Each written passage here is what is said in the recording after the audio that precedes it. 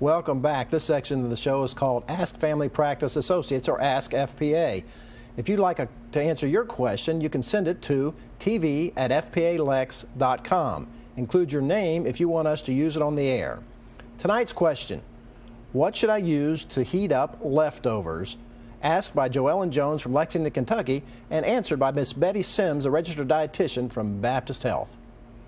Hi, I'm Betty Sims from Baptist Health Lexington. I'm a registered dietitian, and I'd like to share with you some tips on food safety during the holidays. We're always questioned, like, should I reheat food in this particular container or not? And what I'd like to do is just share with you some general ideas. What is ideally the best to reheat your food in is a glass container, because sometimes the heat of the microwave can melt the plastics, and sometimes that may transfer over to your foods.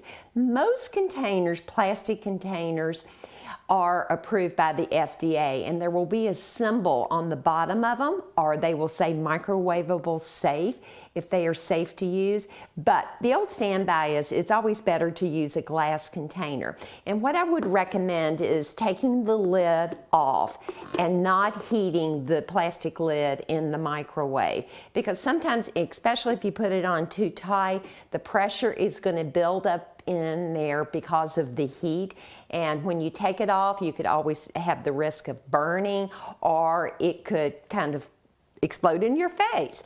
So you always want to take that off. And on the glass container, it's better to either use something like parchment paper, wax paper, or just a paper towel to cover your dish with while you're heating it up.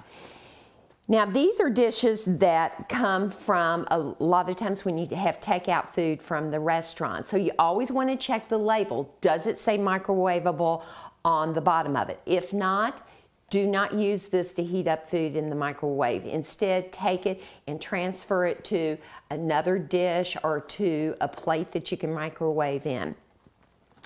This is another example of containers that we keep for food storage. Again, make sure that you check the bottom of the container to see if it has the microwavable label on it.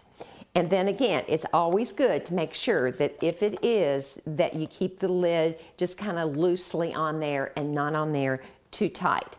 Thank you. I hope these tips help you during the holidays.